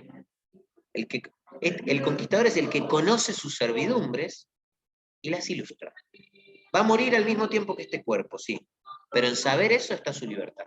Es verdaderamente libre. O sea, yo creo que la persona que va de esa situación no es libre. Porque yo me acuerdo cuando uno se casa, no sé si alguien se casó acá, pero cuando uno se casa, sí, Fede se casó, uno tiene que tener libertad y conocimiento. Si uno no conoce, no puede ejercer la libertad. Por ejemplo, si vos te casás con alguien que no sé, que no podía consumar el matrimonio, que era estéril para la iglesia, eso es un causal de nulidad, ¿no? Si no, yo me casé y no sabía de su esterilidad, ¿no? Y uno de los objetivos del matrimonio, entonces uno podría querer anular el matrimonio por eso. ¿Por qué? Y se anula. ¿Por qué? Porque si vos no conocías, no eras libre en tu elección, ¿no? Estabas eligiendo sin saber. Bueno, acá también está diciendo esto. En saber nuestra condición reside nuestra libertad. Si yo no conozco esta condición mortal que tengo, entonces no soy verdaderamente libre. Cuando voy a lo de mi tía, me paso el día jugando los jueguitos, yo no elegía eso sabiendo que mi tiempo era limitado y iba a morir, ¿sí? Bien. Y por último, el último modelo que es muy relevante, y por eso también le dedica todo un capítulo entero, que es el de la creación absurda. Y a mí me interesa un montonazo. En El Conquistador uno podría meter ahí a Meursault, ¿no? El protagonista del extranjero. Meursault, ¿qué hace? Conquista su situación. Se da cuenta que su campo es el tiempo. Y de hecho, voy a permitir leerlo, ya que estamos acá.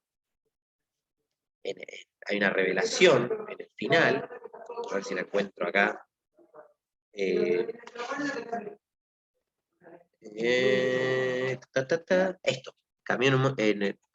Meursault, en el final dice...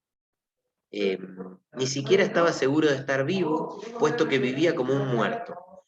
Está hablando de un cura. Dice, me parecía tener las manos vacías, pero estaba seguro de mí, dice él ahora. Seguro de todo, más seguro que él. Seguro de mi vida y de esta muerte que iba a llegar. Sí, no tenía más que esto, pero por lo menos poseía esta verdad, tanto como ella me poseía a mí. Yo había tenido razón, tenía todavía razón, tenía siempre razón. Había vivido de tal manera y hubiera podido vivir de tal otra. Había hecho esto y no había hecho aquello. No había hecho tal cosa en tanto que había hecho esta otra. Y después era como si durante toda la vida hubiese esperado este minuto. y esta brevísima alba en la que quedaría justificado. O sea, ¿de qué se apropia? Pero no dice, yo tengo esto y nada más. Estoy seguro de que esto es lo que tengo, y sobre eso tengo que obrar. El que conquista su condición humana, carnal y mortal, esta es su indigencia y su riqueza. Eso, el hombre y su silencio, es lo que tenemos, ¿no? El hombre y la ausencia de palabras, la ausencia de razón sobre el mundo, ¿no? La ausencia de logos sobre ese caos. Por eso hay una admiración de Nietzsche y de Camus, que aparece constantemente en sus diarios, por los griegos. Porque los griegos, si alguien leyó el nacimiento y el origen de la tragedia, que escribe Nietzsche, lo que dice es que los griegos supieron esto, y la tragedia es la máxima expresión de eso, donde se conjuga la irracionalidad con lo racional, ¿no? El coro que dispara imágenes irracionales sobre el discurso. O sea, hay toda una conjunción en la tragedia griega de esa condición humana, ¿sí? Bien, y el último modelo, que es el que quería decir, es el de la creación absurda, ¿no? Que es el creador, ¿no? ¿El creador de qué? Bueno, él va a hablar de la novela, que el creador es aquel que es consciente de lo absurdo, eso no lo lleva a la desesperación, trata de respirar con eso, de reconocer sus lecciones y de encontrar su carne, ¿sí? El goce absurdo por excelencia es la creación, dice Camus. Solo el arte nos permitirá no morir de la verdad. Es una frase nietzscheana, Camus la pone ahí, ¿no? Solo el arte nos permitirá no morir de la verdad, porque el arte me permite revisitar, de alguna manera, reelaborar esa condición, sin negarla, ¿no? Yo esto lo dije la otra vez y lo vuelvo a decir. Una vez, tengo una compañera que es directora de teatro, y una vez hizo un post que a mí, yo no suelo contestar, pero me movilizó mucho, porque decía, bueno, ¿qué sería de nuestra vida sin el arte que nos permite evadirnos de la realidad? Y yo le dije, no. Entonces, si hay algo que yo creo que el arte es una profundización de la condición humana. Es lo que nos sumerge más en nuestra condición, no nos evade de la realidad, nos sumerge más que nunca en ella, ¿sí? Y Camus está diciendo esto, el arte no es un escape de este mundo, de hecho lo dice literal, ¿sí? No es un absurdo, un refugio al que me voy, ¿no? Ay, me voy a escuchar esto, me voy a ver esto, me abstraigo de la realidad, sino que es un fenómeno absurdo en sí mismo, ¿sí? El arte fija las aventuras de la conciencia, las pone ahí. Ahí lo cita Proust, que también lo lee, y que yo ya les dije que tiene, que Jean Grenier le regala las obras completas, los 7 tomos. ¿Y qué ve en Proust, Camus? Un tipo que fijó la existencia, ¿sí? La escribió, y uno cuando va ahí la revisita, ¿sí? El arte supone la profundización en la carne de lo absurdo. Uno se mete más que nunca en esa carne de lo absurdo cuando hace una verdadera creación, una creación sin mañana. Si el arte está en función de la evasión, entonces no es una creación absurda, en términos camusianos. Si el arte me va a evadir, por ejemplo, no sé, el arte de Víctor Hugo, no podría decir que es increíble.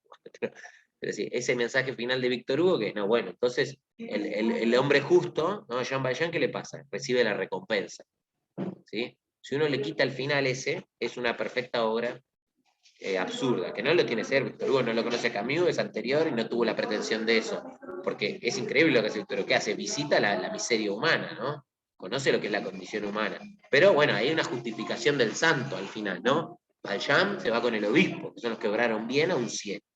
Si el arte me hace creer eso, bueno, entonces es un arte que en términos del mito de Sísifo es evasión. Pero si el arte me permite profundizar en esa existencia humana, entonces es un arte, es un arte que es clarividente, ¿no? Me hace ver la realidad. No lo digo ahora porque ahora que la veo a Agustina, que está haciendo su tesis sobre Camus y que toma Los Miserables, uno puede hacer, ya que estamos, te digo esto, uno puede hacer ese recorte, ¿no? Dice, ¿qué me muestra Víctor Hugo con Valjean? Me muestra la condición humana.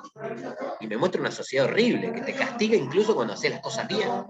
Bueno, ese arte es un arte clarividente, es un arte que me permite profundizar en la carne de lo absurdo. Todos los hombres, dice Camus, todos los hombres absurdos, ¿qué hacen? Imitan, repiten y recrean la realidad que es la suya, ¿sí? El arte es eso, la recreación, la repetición, la imitación de esta realidad, ¿sí? ¿Y cuál es esta realidad? Que todo acaba con la muerte, y que hay un divorcio entre el hombre y el mundo. Y en esta clave hay que leer El extranjero. El extranjero es eso, un tipo O sea, es el relato de un tipo que se da cuenta que la vida no tiene sentido y todo le es indiferente. Después recorremos, agrandamos y enriquecemos esa isla sin futuro que acabamos de abordar. ¿Sí? O sea, el arte es la ocasión para advertir eso, para visitar esa situación, esa condición humana. El extranjero es una ficción, pero hay muchos contenidos autobiográficos, ¿no?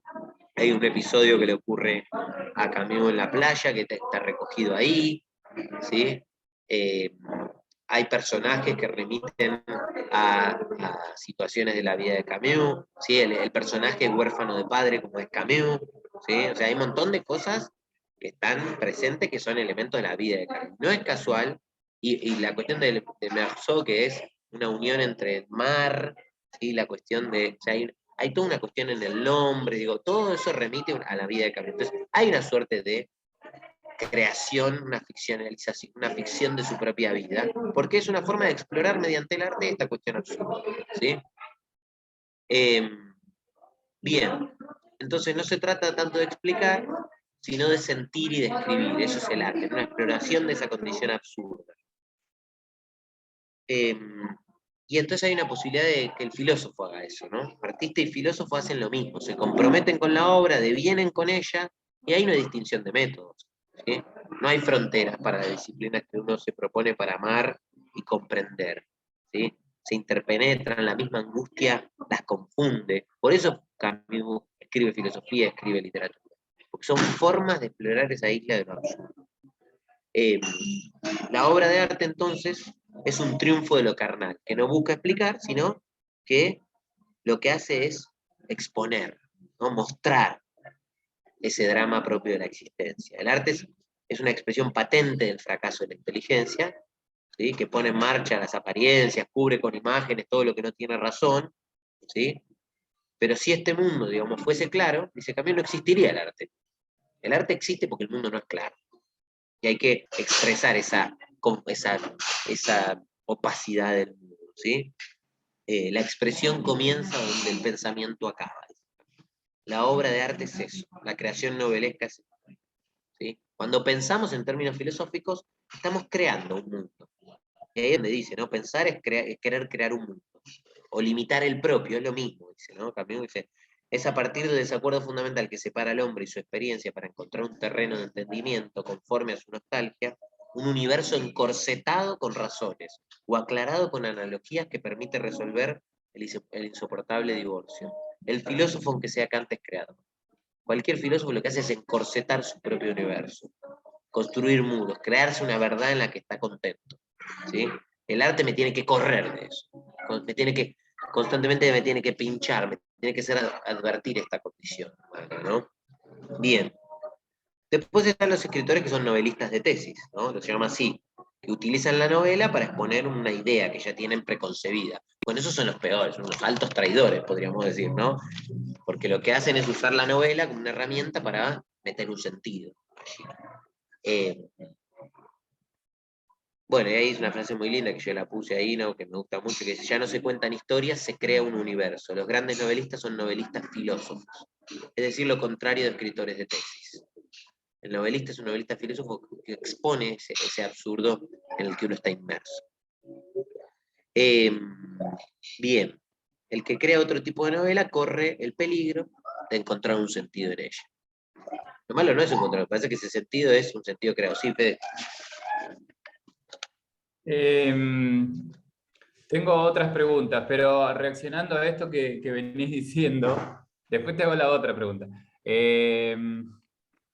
Podríamos decir que en esta verdad en el arte, se me ocurre el tema de a lo contrario de la verdad conceptual, del sentido fijado, como muro respecto de lo absurdo, se me ocurre una idea de verdad performativa, es decir, justamente en el sentido artístico, digamos, que justamente, digamos, que le da sentido a la vida, o mejor dicho, que es la verdad de la vida, de alguna manera, digamos. Pero bueno, me interesa, no sé si te parecería que se podría nombrar de esta manera, como una verdad performativa, como una verdad creativa, o siendo creada en la misma acción artística.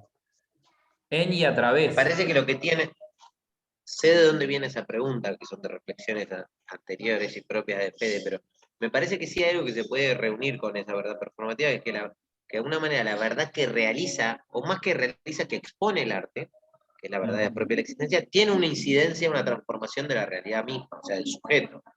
O sea, la creación sin mañana, o sea, por ejemplo, por dar un ejemplo, la narración del extranjero marca una época que es la de hacernos advertir que la vida tiene un sentido, digamos, ¿no? Poner en palabras eso, porque van a ver que la utilidad de la obra de arte no es la trascendencia, ¿no? La utilidad de la obra de arte de alguna manera es facilitarle a otros el camino de advertir esta condición, no es para trascender. O sea, uno hace, ¿por qué hace arte si la vida no tiene sentido? Bueno, porque de alguna manera comparto esta condición común que tengo y la expreso en el arte. Entonces, me parece que la cuestión de la performance, en todo el sentido de la palabra, que realiza la obra, tiene que ver con la transformación de la existencia del sujeto que asiste a esa obra. Pero La no hay lee, también que una la cierta vive. producción de la verdad, digamos. No solamente una exposición, digamos, sino en el sentido de una producción. En esto también del artista que tiene de esta creatividad sin mañana, como Proust también, que de alguna manera produce. La cuestión de producir, bueno, que es conducir hacia afuera, si querés. En ese sentido de producere, podría Ajá. ser, ¿sí? De sacar afuera algo que es propio. Pero yo reitero, imitan, repiten, recrean, recorren, agrandan y enriquecen la isla sin futuro, que es esta condición absurda. Entonces, no producir en sentido de novedad, diría yo, de la creación de algo que no existía, sino del reelaborar hacia afuera, yo lo entendería así, una cuestión que es propia del sujeto. Pero que cuando otro lo lee, por ejemplo, cuando uno lee el extranjero, lo que le podría pasar es advertir esta propia condición en la que está inmerso. Ahora bien, algo que yo voy a decir acá, que no lo dije antes y lo quiero decir. ¿Uno podría entonces encontrar un sentido en la vida? O sea, yo a esta respuesta quiero decir que sí, ¿sí? Pero que ese sentido es un sentido que es inherente a la condición del sujeto, que es inherente, quiero ver dónde lo tengo acá anotado, es inherente a la condición del sujeto, y eso aparece con claridad en, o sea, no es un sentido que es igual para todos. O sea, ¿cuál es el sentido? ¿Lo encontrás? ¿Dónde lo tengo? Quiero leer una cita textual, esto me pasa por no haberlo tenido abierto antes, ¿no? Pero a ver si está acá en la peste. Camus decía algo de que como que el sentido no estaba a la vuelta de la esquina. Esa era la cita de él. El sentido no está a la vuelta de la esquina y el sentido uno podría decir de alguna manera que es una tarea propia del sujeto. ¿En qué sentido es una tarea propia del sujeto? Que cada uno tiene impuesta la tarea de otorgar un sentido a su propia vida. ¿Por qué digo esto? Acá. Acá está. Yo había hablado del Malentendido, que es una novela, una obra de teatro que escribe Camus, que está anticipada en el extranjero, ¿no? En el extranjero él lee ese recorte, dice que Meursault tiene abajo del colchón un recorte que encontró ahí en la celda de una madre que junto con su hija, una crónica que habían matado por error a su hermano barra su hijo. ¿Por qué le habían matado por error? El chavo se había ido, volvió a los 20 años rico y no les dice de entrada que es él, les quiere dar una sorpresa, lo alojan y ellos lo matan para sacarle el dinero. Bueno, te cagué todo el argumento. El malentendido está teatralizada esa situación, y cuando la madre advierte que mató a su hijo, ¿sí? Ella dice lo siguiente, dice, cuando desemboca en se da cuenta que es una madre que ha matado a su hijo, ella tiene esta revelación, dice, eso prueba que en un mundo donde todo puede negarse, hay fuerzas innegables, y que en esta tierra donde nada es seguro, tenemos nuestras certidumbres. El amor de una madre a su hijo es ahora mi certidumbre. El amor de una madre a su hijo es ahora mi certidumbre. O sea, la madre descubre un sentido en su vida. O sea, terrible como lo descubre, no matando a su hijo, pero ¿cuál era el sentido que tenía en su vida? El amor por su hijo. ¿Sí? Amar a su hijo era el sentido de su vida. Pero fíjense la anticipación, en un mundo donde todo puede negarse, donde no hay certidumbre, yo encontré una certidumbre. Entonces, me parece que la cuestión del sentido es una tarea impuesta a cada sujeto. Cada uno la tiene esa tarea. Así como la madre descubre esto, en el absurdo de la existencia, ella descubre que el amor, que el sentido de su vida es el amor por su hijo. Bueno, cada uno tiene que hacer esa tarea. Sí, Claro, ahora me acuerdo que vos nombraste que hay como un cierto, no sé si decir, o que sí, digamos que Camus defiende un poco la idea de naturaleza humana. sí, en el hombre rebelde. Claro, Hay una porque, naturaleza humana. claro, y ahí yo diría que hay una cierta, habría un cierto choque con Nietzsche, digamos, me parece, y con, y Está ahí, ¿eh? Porque Nietzsche es un vitalista y reafirma como el único valor la vida, digamos. Y él es el valor que va a afirmar. pero en contra de toda metafísica, digamos, yo creo que ahí a una concretitud va a lo concreto, tan concreto, que justo porque en realidad la idea de naturaleza, la idea de esencia es una idea abstracta, digamos, que en realidad niega la vida en ese sentido, entonces, pero no, yo por esta cuestión de, yo pienso más, esto lo digo como comentario, digamos, pienso más en el sentido de una producción del sentido, de una producción de la verdad, porque precisamente es algo que no está dado. Justamente la verdad no es dato, no es, o digamos... Son más nietzscheanos, digamos. Claro, claro, claro. Y entonces veo me parece interesante esta cuestión del teatro, pero claro, me indago para preguntar un poco cómo está en Camus todo Me esto. parece que el problema son las consecuencias de eso, porque eso es lo que Ajá, advierte Camus en relación a los hombres de su tiempo. Si la verdad es mera producción, es absoluta producción, entonces el hombre es pura plasticidad. O sea, cualquier claro. cosa, el hombre se puede decir y hacer cualquier cosa, No, que pero se tampoco produzca en y el que se sostenga desde un sentido. poder. Sí, pero tampoco es en el sentido de... Hay una diferencia entre la verdad y el sentido, que esta diferencia la hace Hannah Arendt también, que es la diferencia kantiana entre razón y entendimiento. No es lo mismo la verdad que el sentido. Y acá en Camus está mucho el tema del sentido, entonces en ese sentido, valga la redundancia, me parece interesante el tema del sentido en contraste con la idea de verdad en un sentido epistémico, y ahí es donde viene la producción del sentido, que es distinto de la producción de la verdad en un mero sentido epistémico o mero sentido relativista, por así decirlo, ex nihilo. Eh, pero bueno, esa es una diferencia Una producción individual, porque no es una respecto del producción de sentido. un sentido, claro, no es una producción de un sentido universalizable, porque la distinción, si se Claro, quiere, es que la claro, naturaleza que va a plantear Camus sí es universalizable. Sí hay un valor que es la vida y que eso claro, claro, se puede extender a todos los hombres. En cambio, yo acá cuando claro, hablé de la producción del sentido del malentendido, cada uno tiene, si se quiere, que descubrir o producir el sentido de su propia vida. Lo que claro, es universal es el valor de la vida en sí mismo. claro. Para Camus, ¿no? Que es lo que Val va a decir, igual no lo está diciendo ahora, lo está masticando, en los carnets ya aparece, pero es lo que va a aparecer explícito en El hombre rebelde, digamos. Y ahí el tema de la libertad, es decir, la libertad como esa libertad como vos decías, a esta situación ahora yo le encuentro, o tiene este sentido, digamos, adquiere tal sentido, y porque en la libertad de la elección, etcétera, ¿no? Sí. Bueno, voy a avanzar con esto último para terminar, porque si no, no termino el libro, me vuelvo loco, yo quería hablar del extranjero. La creación sin mañana, entonces, ¿qué es? Es modelar el barro, es como modelar el barro, ¿no? Que no tiene mucho sentido. Después, yo pensaba la otra vez en otra imagen, que es como el hacer una escultura de hielo. ¿Qué sentido tiene si el hielo después se va a derretir? Bueno, lo que pasa es que este modelar es un trabajar para nada, ¿sí? En el sentido de que uno es consciente de que eso no tiene más importancia que construir para los siglos una sabiduría un tanto difícil, pero que que no es una sabiduría que yo construyo, una creación que hago para trascender, sino para otorgarle una facilidad al que viene de detrás, ¿sí? Entonces los pensadores lúcidos, ¿cuáles son? Son aquellos que trazan las imágenes de sus obras como símbolos evidentes de un pensamiento limitado, mortal y rebelde. Más que darnos pruebas, se las dan a sí mismos las pruebas, ¿no? El que hace una obra se está dando una prueba a sí mismo, ¿sí? Es un pensamiento en el que son humillados los poderes abstractos de la razón, digamos. Hay un triunfo de la carnalidad.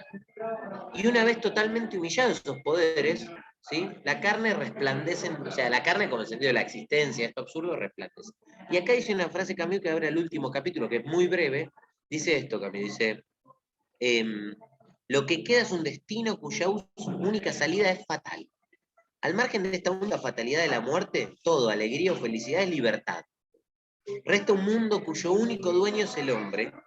Lo que lo ataba era la ilusión de otro mundo. La suerte de su pensamiento ya no es renunciar así, sino reanudarse en imágenes. Se representa en mitos, sin duda, pero en mitos sin otra profundidad que la del dolor humano, y como este inagotable, sino el rostro, el gesto y el drama terrenales en los que se resume una difícil sabiduría y una pasión sin mañana. O sea, ¿qué nos queda? Representarnos en mitos, nuestra condición. ¿Sí? Reanudarnos en imágenes. Por eso la imagen final, el último capítulo del libro, es el mito de Sísifo. Porque es un mito que se nos otorga para reanudarnos en esa imagen de Sísifo. O sea, a Sísifo lo condenaron a empujar eternamente una roca hasta lo más alto de una montaña que se va a caer, ¿no? Y ahí también dice, pensaron los dioses con cierta razón, subrayo de eso, con cierta razón, que no hay castigo más terrible que el trabajo inútil y sin esperanza. Ahora, ¿qué es lo grave de la condición de Sísifo? ¿Sí? Que lo grave es tener conciencia de la situación, porque, o sea, si uno no tiene conciencia de lo absurdo de su tarea, no hay pena, ¿no?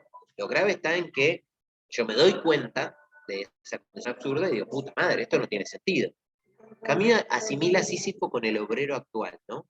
El obrero actual que trabaja y su destino no es menos absurdo. Pero se torna verdaderamente trágico cuando él es consciente de que trabaja a destajo sin ningún tipo de perspectiva, sin ningún tipo de sentido. ¿Sí? Pero Sísifo, proletario de los dioses, podríamos decir, ¿no? Que es impotente y que es rebelde, piensa durante ese descenso, en esa tarea sin sentido, en su propia condición. Y ahí Camus dice, la clarividencia que debía ser su tormento, consuma al mismo tiempo su victoria.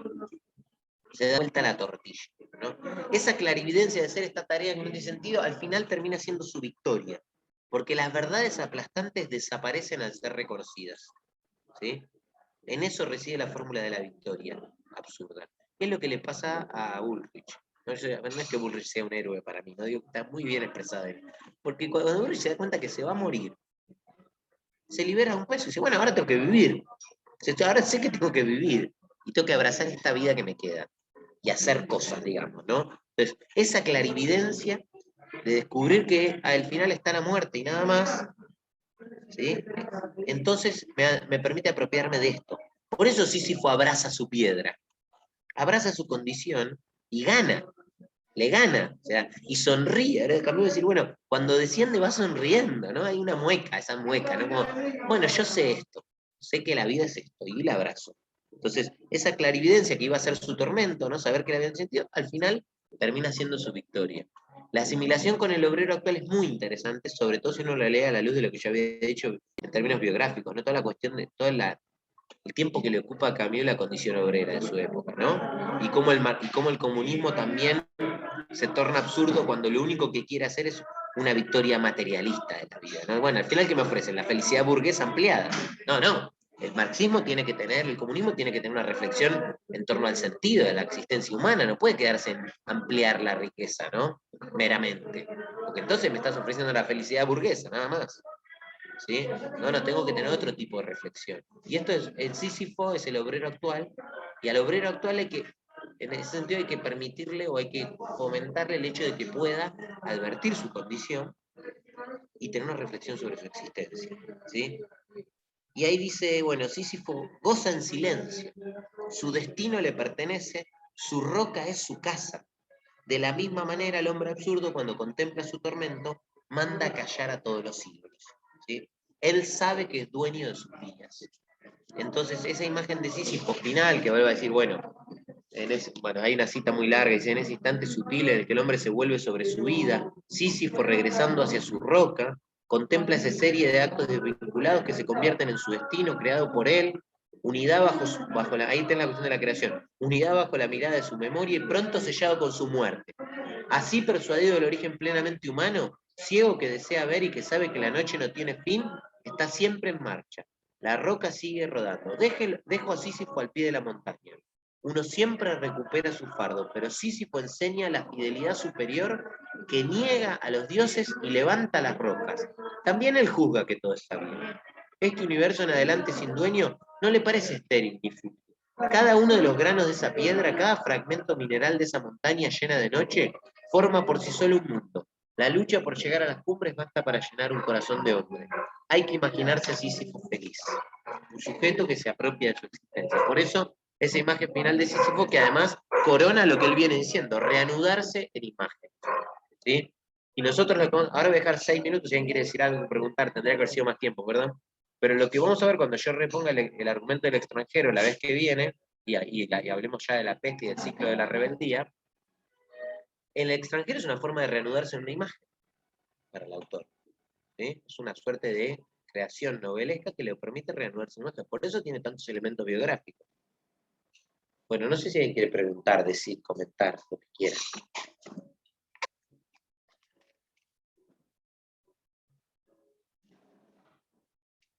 ¿No? Que mudos, digamos. Yo podría hacer otra pregunta, a riesgo de ser hincha pelota. No, pero a ver, Ezequiel que abrió el micrófono.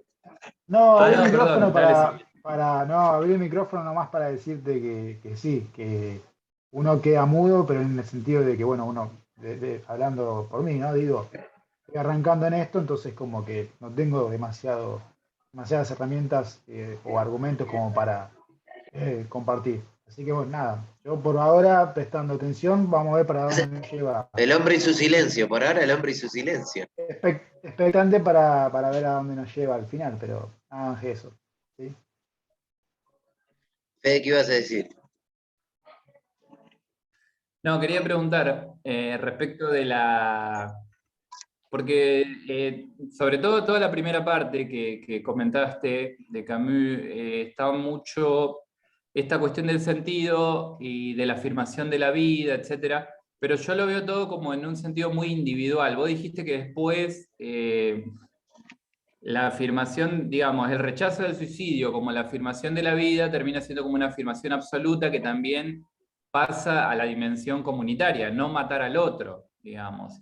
¿Eso lo vas a tematizar de alguna manera? ¿O eso está más tematizado en algún texto que en otro, en Camus? Me interesa más esa dimensión intersubjetiva, digamos, de la afirmación de la vida del otro. En la introducción del hombre rebelde, Camus dice, lo cito textual, desde el momento en que se reconoce la imposibilidad de la negación absoluta, y es reconocerla al vivir de alguna manera, lo primero que no se puede negar es la vida a los demás.